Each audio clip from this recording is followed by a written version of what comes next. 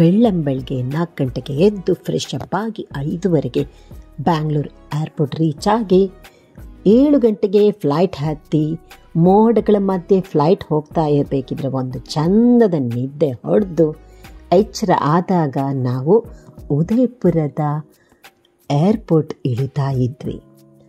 So ನಮ್ಮ trip ಈ ಸಲ ಉದಯಪುರ. ಇದುವೇ ನೋಡಿ Udaipur airport. Welcome to zinc city, lake city, Udaipur. ಪುಟ್ಟದಾದ ಏರ್ಪೋರ್ಟ್. ಅಲ್ಲೊಂದು ಫೋಟೋ ಜಂಕ್ಷನನ್ನು ಇಟ್ಟಿದ್ದಾರೆ. ಸೊ ಎಲ್ಲರೂ ಫೋಟೋ ತೆಗಿತಿದ್ರು. ಅದರ ಜೊತೆಗೆ ರಾಜಸ್ಥಾನದ ಟೀ ಶಾಪ್ ಕೂಡ ಇತ್ತು. ಸೊ ಅಲ್ಲಿಂದ ಲಗೇಜೆಲ್ಲ ಹಿಡ್ಕೊಂಡು ಒಂದು ಗಾಡಿ ಬುಕ್ ಮಾಡಿಕೊಂಡು ನಾವು ಏರ್ಪೋರ್ಟಿಂದ ಹೋಟೆಲ್ ಕಡೆಗೆ ಹೋಗ್ತಾ ಇದ್ವಿ.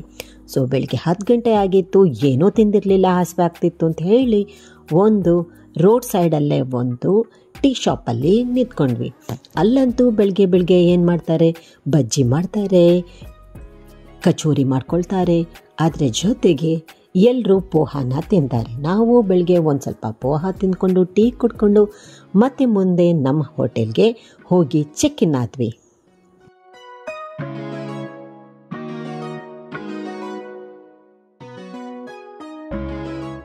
ಆದರೆ ನಾವು ಹೋಟೆಲಲ್ಲೇ ಹೊತ್ಕಳಿಯೋರು ಅಲ್ಲ ತಾನೇ, ಉದಯಪುರ ನೋಡ್ಲಿಕ್ಕೆ ಬಂದಿದ್ದು. ಹಾಗಾಗಿ ಚೆಕ್ ಇನ್ ಆದ್ವಿ, ಫ್ರೆಶ್ ಅಪ್ ಆದ್ವಿ. ವಾಪಸ್ ನಾವು ಬಂದ ಗಾಡಿನೇ ಇಡೀ ದಿವಸಕ್ಕೆ ಬುಕ್ ಮಾಡ್ಕೊಂಡ್ವಿ. ಉದಯಪುರ ನೋಡಲಿಕ್ಕೆ ಹೊರಟೇ ಬಿಟ್ವಿ. ಉದಯಪುರದಲ್ಲಿ ನಾವು ಮುಖ್ಯವಾಗಿ ನೋಡಲಿಕ್ಕಿರುವುದು ಸಿಟಿ ಪ್ಯಾಲೇಸ್. ಮೇವಾಡ್ ರಾಜಮನೆತನದ ಈ ಅರಮನೆ ಉದಯಪುರದ ಒಂದು ಮುಖ್ಯ ಆಕರ್ಷಣೆ. ಸೊ ನಾವೀಗ ಸಿಟಿ ಪ್ಯಾಲೇಸ್ಗೆ ಬಂದ್ವಿ. ಬಟ್ ನಾವು ಮೇಯಲ್ಲಿ ಹೋಗಿದ್ದು. ಆದರೆ ಇಲ್ಲಿಯ ಈ ವಾತಾವರಣ ನೋಡಿದರೆ ನಮಗೆ ಶಾಕ್. ಯಾಕಂತ ಹೇಳಿದರೆ ನಾವು ತುಂಬ ಬಿಸಿಲನ್ನು ಎಕ್ಸ್ಪೆಕ್ಟ್ ಮಾಡಿಕೊಂಡು ಹೋಗಿದ್ವಿ. ಆದರೆ ನಮ್ಮ ಪುಣ್ಯವ ಏನ, ಆ ದಿನ ಅಲ್ಲಿ 2-3 ದಿವಸದಿಂದ ಮಳೆ ಆಗ್ತಿತ್ತು. ಸೊ ವಾತಾವರಣ ತಂಪಾಗಿತ್ತು. ಟಿಕೆಟ್ ಮಾಡ್ಕೊಳ್ಳಿಕ್ಕೆ ಹೋದ್ವಿ. ಟಿಕೆಟ್ ಪ್ರೈಸ್ ಬಂದು ಒಬ್ಬರಿಗೆ ಮ್ಯೂಸಿಯಂ ಎಂಟ್ರಿ ಫೀ 400 ರೂಪಾಯಿ. ಅದು ಈ ಅರಮನೆ ಸ್ವಲ್ಪ ಎತ್ತರದಲ್ಲಿದೆ. ಸೊ ನಿಮಗೆ ನಡ್ಕೊಂಡು ಹೋಗ್ಲಿಕ್ಕೆ ಕಷ್ಟ ಆಗ್ತಿದ್ರೆ ಇಲ್ಲಿ ಎಲೆಕ್ಟ್ರಿಕ್ ಗಾಡಿ ಇದೆ. ಸೊ ಅದಕ್ಕೆ 50 ರೂಪೀಸ್ ನಾವು ಎಕ್ಸ್ಟ್ರಾ ಪೇ ಮಾಡಬೇಕು. ಸೊ ನಾವು ಆ 50 ರೂಪೀಸನ್ನು ಕೊಟ್ಟು ಈ ಮೇವಾಡ್ ಮನೆತನದ ಈ ಮೇವಾಡ್ ರೈಲಲ್ಲಿ ನಾವು ಈಗ ಅರಮನೆಗೆ ಹೋಗ್ತಾ ಇದ್ವಿ. ಇದು ಅರಮನೆಯ ಮುಖ್ಯ ದ್ವಾರ. ಇದನ್ನು ದಾಟಿ ನಾವು ಮುಂದೆ ಹೋಗುವಾಗ ಈ ಸುಂದರವಾದ ಈ ಬಿಲ್ಡಿಂಗ್ ಅಂದರೆ ಅರಮನೆ ಕಾಣುತ್ತೆ ನಮಗೆ. ಈಗ ಇಲ್ಲಿ ಏನು ಕಾಣುತ್ತೆ ಅಲ್ವಾ, ಅದು ಈಗಲೂ ರಾಜಮನೆತನದವರು ವಾಸವಾಗಿದ್ದಾರೆ. ಪಬ್ಲಿಕ್ಕಿಗೆ ಓಪನ್ ಆಗಿ ಅಂದರೆ ಮ್ಯೂಸಿಯಂ ಥರ ಒಂದು ಪಾರ್ಟ್ ಆಫ್ ಅರಮನೆಯನ್ನು ಕೊಟ್ಟಿದ್ದಾರೆ. ಒಂದು ಪಾರ್ಟ್ನಲ್ಲಿ ಈಗಲೂ ರಾಜಮನೆತನದವರ ವಾಸ ಇದೆ. ಇದು ಒಂದು ಗುಡ್ಡದಲ್ಲಿ ಮಾಡಿದ್ದಾರೆ. ಸೊ ಈಗ ನಾವು ಹತ್ತ ಹೋಗ್ತಾ ಇದ್ದೀವಿ. ಹೀಗೆ ನಾವು ಅರಮನೆಯ ಸುಂದರತೆಯನ್ನು ನೋಡ್ತಾ ಹೋಗ್ತಾ ಇದ್ದ ಹಾಗೆ ನಮಗೆ ಈ ಲೇಕ್ ಕಾಣುತ್ತೆ. ಇದುವೇ ಪಿಚೋಲಾ ಲೇಕ್. ಪಿಚೋಲಾ ಲೇಕಿನ ಎದುರು ಭಾಗದಲ್ಲಿಯೇ ಈ ಸುಂದರ ಮೇವಾಡ್ ಮನೆತನದ ಸಿಟಿ ಪ್ಯಾಲೇಸ್ ಇದೆ. ಈ ಸಿಟಿ ಪ್ಯಾಲೇಸನ್ನು 400 ವರ್ಷಗಳ ಅಂದರೆ ಅಷ್ಟು ಸುದೀರ್ಘ ಕಾಲ ಕಟ್ಟಲಾಯಿತು. ಮಹಾರಾಜ ಉದಯ್ ಸಿಂಗ್ನು ತನ್ನ ರಾಜಧಾನಿ ಚಿತ್ತೋರಿಂದ ಅವನು ಇಲ್ಲಿಗೆ ಅಂದರೆ ಉದಯಪುರಕ್ಕೆ ಶಿಫ್ಟ್ ಆದ. ಉದಯಪುರ ಅನ್ನೋ ಹೆಸರೇ ಮಹಾರಾಜ ಉದಯ್ ಸಿಂಗನು ತನ್ನ ಅರಮನೆಯನ್ನು ಇಲ್ಲಿ ಕಟ್ಟಿದ ನಂತರವೇ ಬಂದಿದ್ದು. ಇಲ್ಲಿಗೆ ಶಿಫ್ಟ್ ಆಗಿ ತನ್ನ ಅರಮನೆಯನ್ನು ಮಾಡಿದ. ಯಾಕಂತ ಹೇಳಿದರೆ ಆ ಟೈಮಲ್ಲಿ ಮೊಘಲರು ದಾಳಿ ಮಾಡ್ತಾ ಇದ್ರು. ಅವರಿಂದ ಬಚಾವಾಗಲಿಕ್ಕೆ ಅಂತ ಹೇಳಿ ಇದು ಸೇಫ್ ಜಾಗ ಅಂತ ಅನ್ನಿಸ್ತು. ಯಾಕಂದರೆ ಸುತ್ತಲೂ ಬೆಟ್ಟ ಗುಡ್ಡಗಳಿದೆ, ಎದುರಲ್ಲಿ ಪಿಚೋಲಾ ಲೇಕ್ ಇದೆ, ಸುಂದರವಾಗಿದ್ದಂತಹ ತಾಣ. ಹಾಗಾಗಿ ಇಲ್ಲಿ ಅರಮನೆಯನ್ನು ಕಟ್ಟಿದ. ಅವನ ನಂತರ ಬಂದ ರಾಜರುಗಳು ಕೂಡ ಈ ಅರಮನೆಯನ್ನು ಬೆಳೆಸುವಲ್ಲಿ ತನ್ನ ಪಾತ್ರವನ್ನು ವಹಿಸಿದ್ದಾರೆ. ಒಂದೊಂದು ರಾಜ ಒಂದೊಂದು ರೀತಿಯಲ್ಲಿ ಕಟ್ಟಿ ಈ ಸುಂದರ ಅರಮನೆಯನ್ನು, ಇಷ್ಟು ವಿಶಾಲವಾದ ಅರಮನೆಯು ಇರುವಂತೆ ಕಂಗೊಳಿಸುವಂತೆ ಮಾಡಿದ್ದಾರೆ.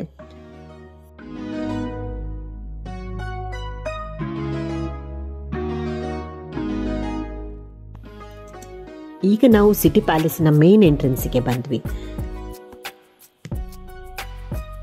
ಈ ಎಲೆಕ್ಟ್ರಿಕ್ ಗಾಡಿ ನಮ್ಮನೆ ಇಲ್ಲಿ ಇಳಿಸತ್ತೆ. ಸೊ ಈಗ ನಾವು ಈ ಪ್ಯಾಲೇಸಿನ ಒಳಗೆ ಹೋಗೋಣ.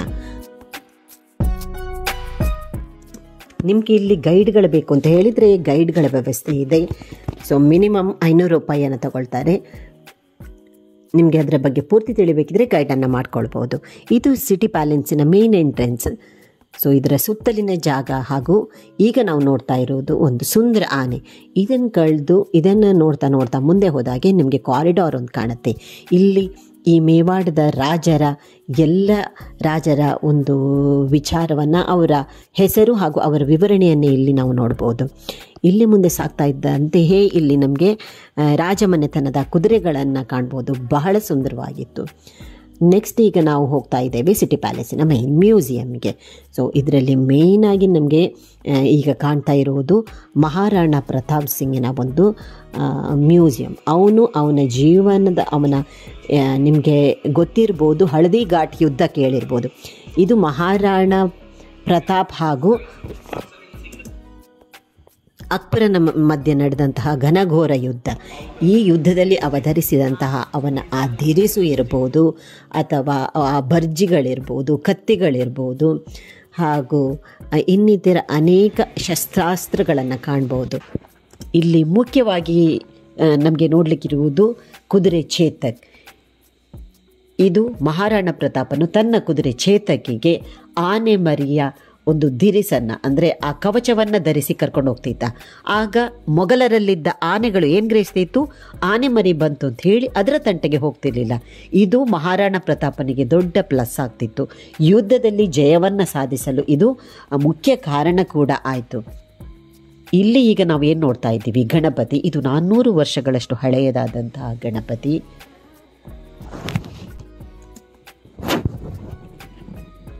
ಅದರ ಜೊತೆಗೆ ಗಜಲಕ್ಷ್ಮಿ, ನಾಥದ್ವಾರದಲ್ಲಿರುವ ಶ್ರೀನಾಥ ದೇವರ ಮೂರ್ತಿ, ಏಕಲಿಂಗ, ಶಿವ, ಹೀಗೆ ಎಲ್ಲವನ್ನು ನಾವೀಗ ನೋಡ್ತಾ ಹೋಗ್ಬೋದು. ಇದು ನೋಡಿ ರಾಯಾಂಗಣ. ಇಂತಹ ಅಂಗಣಗಳು ಹಲವಿದೆ ಇಲ್ಲಿ ಈ ಅರಮನೆಯ ಒಂದು ದೇವಾಲಯವನ್ನು ಕೂಡ ನಾವು ಕಾಣ್ಬೋದು. ಅದರ ಜೊತೆಗೆ ಅವರ ಗುರುಗಳ ಆ ಮೂರ್ತಿ ಕೂಡ ಇಲ್ಲಿ ಇದೆ. ಸೊ ಅಲ್ಲಿ ನಮಗೆ ಆ ಬಿಳಿ ಅಲ್ಲಿ ಕಾಣ್ತಾ ಇದೆ ಅಲ್ವಾ, ಸೊ ಆ ಬಿಳಿಯದಾಗಿ ಕಿಟಕಿಗಳು ಕಾಣ್ತದಲ್ಲ, ಅದನ್ನು ಮತ್ತೆ ಹೇಳ್ತೀನಿ. ಸೊ ಅದು ಹೆಂಗುಸರಿಗೆ ಈ ಪೂಜೆಯನ್ನು, ಈ ಅಂಗಣದಲ್ಲಿ ಆಗುವ ಆ ಚಟುವಟಿಕೆಗಳನ್ನು ನೋಡಲಿಕ್ಕಿರುವಂತಹ ಜಾಗ. ಇದುವೇ ನೋಡಿ ಅರಮನೆಯ ದೇವಸ್ಥಾನ. ಇದು ಗುರುಗಳ ಮೂರ್ತಿ. ಇವರ ಆಶೀರ್ವಾದದಿಂದಲೇ ಇಲ್ಲಿ ಉದಯ ಸಿಂಗನು ಈ ಅರಮನೆ ಕಟ್ಟಲು ಕಾರಣ. ಇದು ನಿಮಗೆ ಬಾಟಬ್ ಥರ ಕಾಣ್ತದಲ್ಲ, ಆದರೆ ಇದು ಬಾಟಬ್ ಅಲ್ಲ, ಏಕಶಿಲೆಯಿಂದ ಮಾಡಿದಂತಹ ಕುಂಡ. ಇದನ್ನು ಲಕ್ಕು ಕುಂಡ ಅಂತ ಹೇಳೋದು. ಇದು ಯಾಕೆ ಹೀಗೆ ಹೇಳೋದು ಅಂತ ಹೇಳಿದರೆ, ಇಲ್ಲಿ ಯಾರೇ ಹೊಸ ರಾಜ ಆದಾಗ 1 ಲಕ್ಷ ಬೆಳ್ಳಿಯ ನಾಣ್ಯವನ್ನು ಇದರಲ್ಲಿ ತುಂಬಿಸ್ತಾರೆ. ಅದರಲ್ಲಿ ಒಂದು 25,000 ನಾಣ್ಯವನ್ನು ಅಲ್ಲಿ ಜನಸಾಮಾನ್ಯರು ಯಾರು ಸೇರಿರ್ತಾರ ಅವರಿಗೆ ಹಂಚ್ತಾರೆ. ಆದರೆ ಉಳಿದ 75,000 ನಾಣ್ಯವನ್ನು ಒಳ್ಳೆಯ ಕಾರ್ಯಕ್ರಮಗಳಿಗೆ, ದಾನ ಧರ್ಮಗಳಿಗೆ ಉಪಯೋಗ ಮಾಡ್ತೀವಿ. ಇದು ನಿಮಗೆ ಎಲ್ಲಕ್ಕಿಂತ ಮೇಲೆ ಇರುವಂತಹ ಒಂದು ಜಾಗ. ಇಲ್ಲಿ ಒಂದು ಕೊಳ ಕೂಡ ಇದೆ. ಇದು ಎಲ್ಲಕ್ಕಿಂತ ಮೇಲೆ ಇದ್ದರೂ ಕೂಡ ಇದು ನೆಲಮಟ್ಟದಲ್ಲಿಯೇ ಇದೆ. ಇಲ್ಲಿ ನಿಮಗೆ ದೊಡ್ಡ ದೊಡ್ಡ ಮರಗಳನ್ನು ಕಾಣ್ಬೋದು. ಯಾವ ರೀತಿಯಲ್ಲಿ ನೆಲಮಟ್ಟದಲ್ಲಿದೆ ಅಂತ ಹೇಳಿದರೆ, ಈ ಇಡೀ ಅರಮನೆ ಒಂದು ಬೆಟ್ಟದ ರೀತಿಯಲ್ಲಿ, ಬೆಟ್ಟದ ಮೇಲೆ ಇದನ್ನು ಕಟ್ಟಲಾಗಿದೆ. ಸೊ ಇದು ಬೆಟ್ಟದ ತುದಿ ಭಾಗದಲ್ಲಿ ಈ ಪೋರ್ಷನ್ ಇರುವುದರಿಂದ ಇಲ್ಲಿ ನಿಮಗೆ ಮರಗಿಡಗಳನ್ನು ಕಾಣ್ಬೋದು. ಈ ಇಡೀ ಅರಮನೆಯ ಮೇಲ್ಭಾಗದಿಂದ ಒಂದು ಎಷ್ಟು ಸುಂದರ ವ್ಯೂ ಕಾಣ್ತದೆ ಅಂತ ಹೇಳಿದರೆ, ನಮಗೆ ಹೀಗೆ ಕಣ್ಣಳತೆಗೆ ಅಲ್ಲಿ ನೋಡಿದಷ್ಟು ನಮಗೆ ಉದಯಪುರ ಸಿಟಿಯನ್ನು ಕಾಣ್ಬೋದು. ಸಾಧಾರಣ ಒಂದು 30 ಕಿಲೋಮೀಟರ್ನಷ್ಟು ಈಗ ಅದು ಹಬ್ಬಿದೆ ಅಂತ ಹೇಳ್ತಾರೆ. ಮೊದಲು 3 ಕಿಲೋಮೀಟರ್ನಷ್ಟು ಇದ್ದದ್ದು ಈಗ 30 ಕಿಲೋಮೀಟರ್ನಷ್ಟು ಈ ಸಿಟಿ ಬೆಳೆದುಕೊಂಡಿದೆ ಅಂತ ಹೇಳ್ತಾರೆ. ಇನ್ನೊಂದು ಸೈಡಲ್ಲಿ ನಿಮಗೆ ಸುಂದರ ಈ ಪಿಚೋಲಾ ಲೇಕ್ನ ಒಂದು ವ್ಯೂ ಅನ್ನು ಕೂಡ ಕಾಣ್ಬೋದು. ಸೊ ಈ ಅರಮನೆ ಬಹಳ ಒಂದು ಸುಂದರವಾದಂತಹ ಜಾಗದಲ್ಲಿರುವುದರಿಂದ ಅರಮನೆಯ ಆರ್ಕಿಟೆಕ್ಚರು ಅದರ ಆ ಡಿಸೈನಿಂಗ್ ಎಷ್ಟು ಚೆನ್ನಾಗಿದೆಯೋ ಹಾಗೆ ಅಲ್ಲಿ ವ್ಯೂ ಕೂಡ ಅಷ್ಟೇ ಚೆನ್ನಾಗಿದೆ. ಇಲ್ಲಿ ನೋಡಿ 2 ಆನೆಗಳ ಒಂದು ಯುದ್ಧವನ್ನು ನಾವು ನೋಡ್ಬೋದು. ಆನೆಗಳಿಗೆ ಆ್ಯಕ್ಟಿವಿಟಿ ಕೊಡಲಿಕ್ಕೋಸ್ಕರ ಅದಕ್ಕೆ ಒಂದು ಆ ಸ್ಪರ್ಧೆಯನ್ನು ಏರ್ಪಡಿಸ್ತಿದ್ರು, ಯಾವ ಆನೆ ಬಲಶಾಲಿ ಅಂತ ಹೇಳುವುದನ್ನು. ಅದನ್ನು ಸಿಂಬಾಲಿಕ್ ಆಗಿ ಅಲ್ಲಿ ಆನೆಯ ಮೂರ್ತಿ ಮಾಡಿ ಈಗ ತೋರಿಸ್ತಾ ಇದ್ದಾರೆ.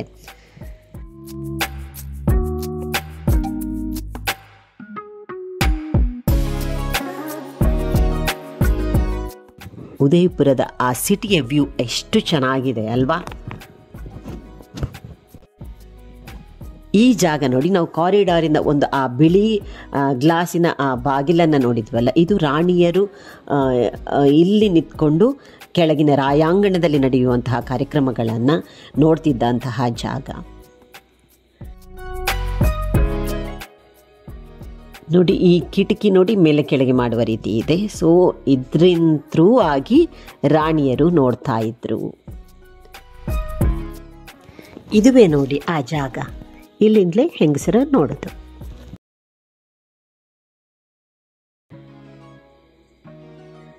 ಸೊ ರಾಣಿಯರಿಗೆ ಪಬ್ಲಿಕ್ಕಿಗೆ ಬರುವಂತಹ ಒಂದು ಅವಕಾಶ ಇರಲಿಲ್ಲ ಅಂತ ಅನ್ನಿಸ್ತದೆ.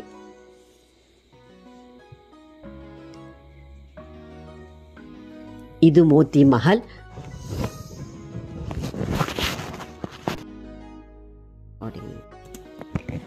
ಇನ್ನೊಂದು ಇಲ್ಲಿ ಶೀಶ್ ಮಹಲ್ ಅಂತ ಇದೆ. ಬಹಳ ಸುಂದರವಾದಂತಹ ರಾಜನ ಒಂದು ಬೆಡ್ರೂಮ್ ಅಂತ ಹೇಳ್ಬೋದು. ಇದು ನಾವು ಹೋಗುವಾಗ ರಿಪೇರಿ ಆಗ್ತಿತ್ತು, ಸಮ್ ಅಲ್ಟ್ರೇಷನ್ ಅಥವಾ ಏನೋ ರಿಪೇರಿ ಕಾರ್ಯ ಆಗ್ತಿತ್ತು, ಸೊ ಕ್ಲೋಸ್ ಆಗಿತ್ತು. ಸೊ ಅದು ಬಹಳ ಅಂದರೆ ಬಹಳ ಸುಂದರವಾಗಿದೆ. ಇಲ್ಲಿ ಒಬ್ಬೊಬ್ಬರು ರಾಜರು ಒಂದೊಂದು ಸೆಕ್ಷನನ್ನು ಕಟ್ಕೊಂಡು ಹೋದಾಗೆ ಅನ್ನಿಸ್ತದೆ. ಯಾಕಂದರೆ 400 ವರ್ಷಗಳ ಸುದೀರ್ಘ ಕಾಲ ಇದು ಕಟ್ಟಿದ್ದಾರೆ ಅಂತ ಹೇಳಿದರೆ, ಒಬ್ಬೊಬ್ಬ ರಾಜ ಒಂದೊಂದು ಸೆಕ್ಷನನ್ನು ಕಟ್ಟಿಕೊಂಡು ಹೋಗುವಾಗ ಅದು ಒಂದೊಂದು ಸೆಕ್ಷನ್ನು ಒಂದೊಂದು ರೀತಿಯಾಗಿಯೇ ಇದೆ. ಸೊ ತುಂಬ ಸುಂದರವಾಗಿ ಆದುದರಿಂದ ಇದು ವಿಶೇಷವಾಗಿ ಕೂಡ ಇದೆ.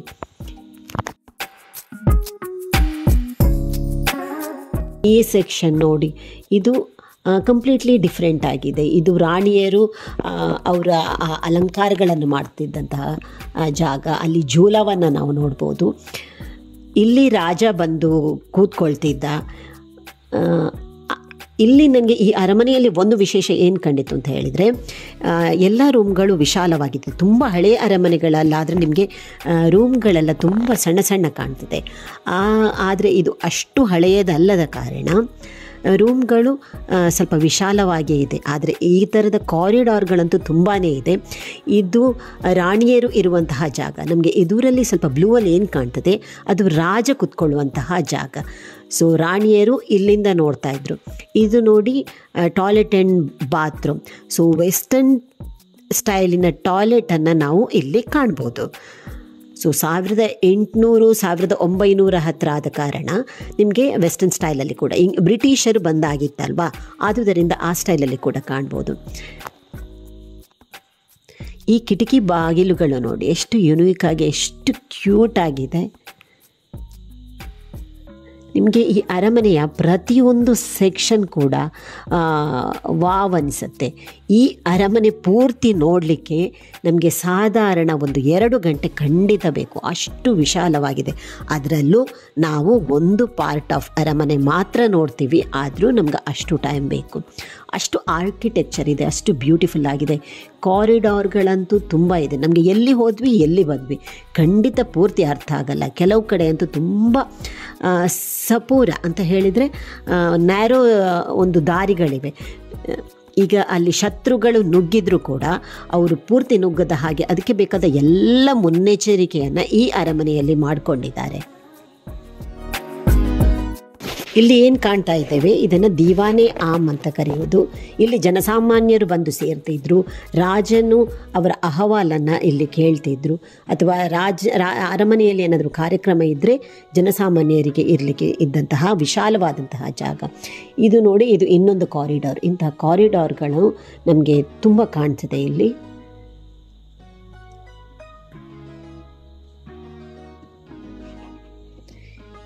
ಇಲ್ಲಿ ನಿಮಗೆ ಸೂರ್ಯದೇವರ ಒಂದು ಚಿನ್ನದ ಕವಚವನ್ನು ಕೂಡಿದಂತಹ ಮೂರ್ತಿಯನ್ನು ಕಾಣ್ಬೋದು. ಇದು ಸೂರ್ಯವಂಶಸ್ಥರ ಮನೆ.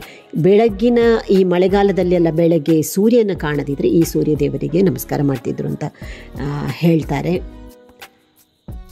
ಇಲ್ಲಿ ನಮಗೆ ಇನ್ನೊಂದು ವಿಶೇಷವಾಗಿ ನಿಮಗೆ ತೋರಿಸ್ತೇವೆ ನೋಡಿ.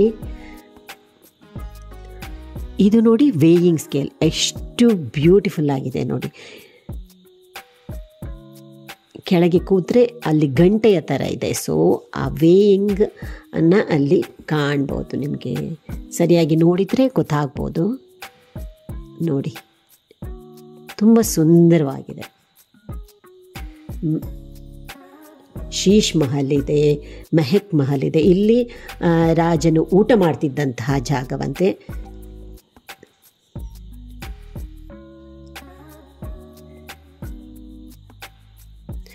ನಿಮಗೆ ಒಂದೊಂದು ರೂಮು ಕೂಡ ಒಂದೊಂದು ಥರದ್ದು ಕಂಪ್ಲೀಟ್ಲಿ ಡಿಫ್ರೆಂಟೇ ಇದೆ ಅಂತ ಹೇಳ್ಬೋದು. ಆದ ಕಾರಣ ಈ ಅರಮನೆಯನ್ನು ನೋಡಲಿಕ್ಕೆ ನಿಮಗೆ ನೀವು ಟೈಮ್ ತಗೊಂಡು ಖಂಡಿತ ನೋಡ್ಬೋದು.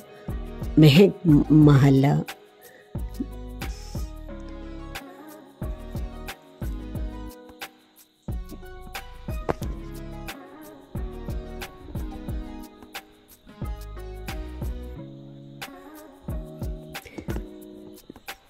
ಒಂದು ಸೆಕ್ಷನಿಂದ ಇನ್ನೊಂದು ಸೆಕ್ಷನಿಗೆ ಹೋಗುವ ಆ ದ್ವಾರಗಳು ಕೂಡ ಬಹಳ ಸುಂದರವಾಗಿದೆ. ಅದರ ಜೊತೆಗೆ ಆ ಪೇಂಟಿಂಗ್ಗಳನ್ನು ಮಾಡಿದ್ದಾರೆ. ಈ ಅರಮನೆಯ ಒಳಗೆ ನಾವು ಎಲ್ಲಿ ಹೋಯಿತು ಎಲ್ಲಿ ಬಂತು ಅಂತ ನಮಗೆ ಅರ್ಥ ಆಗಲಿಕ್ಕೆ ಖಂಡಿತ ಕೆಲವು ದಿನಗಳಾದರೂ ಬೇಕಾದೀತು. ಅಷ್ಟು ವಿಶಾಲವಾಗಿದೆ, ಅಷ್ಟು ನಮಗೆ ಕನ್ಫ್ಯೂಸ್ ಆಗುವ ಥರ ಇದೆ. ಇದು ಈಗಿನ ರಾಜನ ಮಗಳ ಮದುವೆಯಲ್ಲಿ ಉಪಯೋಗಿಸಿದಂತಹ ಬೆಳ್ಳಿಯ ಸಾಮಗ್ರಿಗಳು. ರಾಜಮನೆತನದ ಆ ಕಾರ್ಡನ್ನು ಸಿಂಬಾಲಿಕ್ ಆಗಿ ಇಲ್ಲಿ ಮಾಡಿದ್ದಾರೆ.